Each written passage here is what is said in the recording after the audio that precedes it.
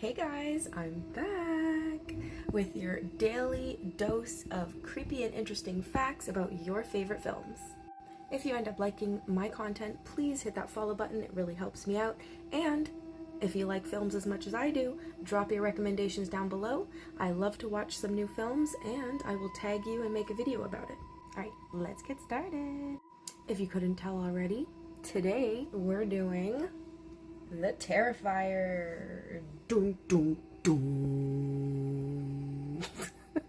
The film is written and directed by Damien Leone. It had its first premiere in 2016 and then received a limited theatrical version released in the US and Canada in year 2018. Because of the genre and probably the gore, it received a lot of mixed reviews, but it would eventually generate a whole media franchise. The film had an estimated budget of around $35,000 and brought in around $421,000 worldwide.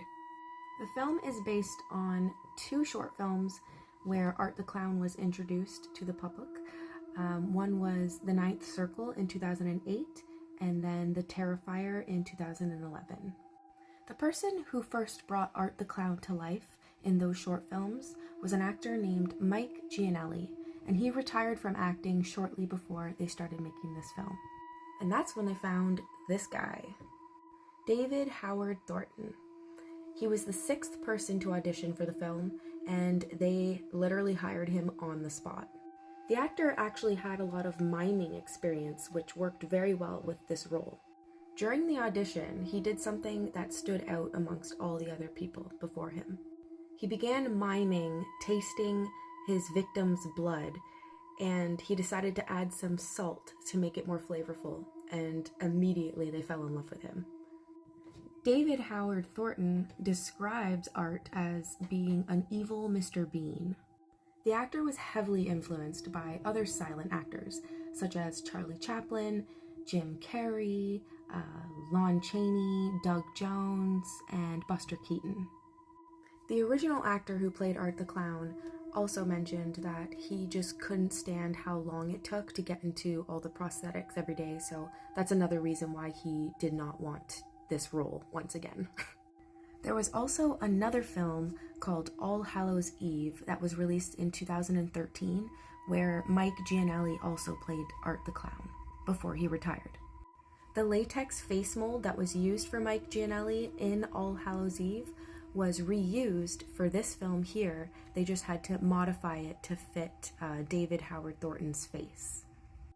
The creator, Damien Leone, did confirm that Art the Clown was human at some point, but for anyone who has seen the film, we know that that's far from the truth because he is a completely different entity altogether. Some would say supernatural. And in later years, Damien Leone did express some regret that he left his characters underdeveloped in the quest for gore. But I don't know. I don't have a problem with it. Damien Leone also expressed that he wanted Art the Clown to be different than any other horror iconic clown that was already in other films. He felt the 2010s lacked a really good new clown figure in the horror genre, so he created him to be non-speaking, just black and white, with no hair, and uses weapons. When Dawn is sitting in her car listening to the radio broadcast, you can hear an ambulance go by, and that was completely unplanned and just perfect timing, so they kept it in the film. The tunnels used in the film were part of the abandoned Seaview Hospital, and these tunnels were used to transport dead bodies out of sight of the public, where they were to be cremated. Art the Clown's flail is made out of the hair from his victims, as well as some metal implements. While on break, David Howard Thornton found two women arguing with each other across the street, and in full makeup and costume, he decided to wave at them creepily so that he can freak them out. The scene in the pizza restaurant was originally supposed to be a burger joint, but the director quickly changed it after he found out that the two leads in the film were vegetarian. The actress Jenna Cannell performed majority of her stunts all on her own with no stunt double. Now let's get to the famous hacksaw scene. Spoiler alert! Actress Catherine Corcoran, hopefully I'm saying that right, almost ended up in the ER after becoming trapped in her body mold when she removed too much of the separation agent. Crazy. And this hacksaw scene was inspired by Damien Leone's research on medieval torture. He wanted his films to have very original horror scenes that have never been done before in other films. And in that scene, when Jenna Canal is tied up to the chair, she insisted that in between takes, she would remain tied up and receive no breaks and no food. She wanted to feel the full psychological effects of what that would feel like so that she could portray that in the character. At the beginning of the film, when Monica is in her dressing room, there's a sign which reads, "The end is just a new beginning."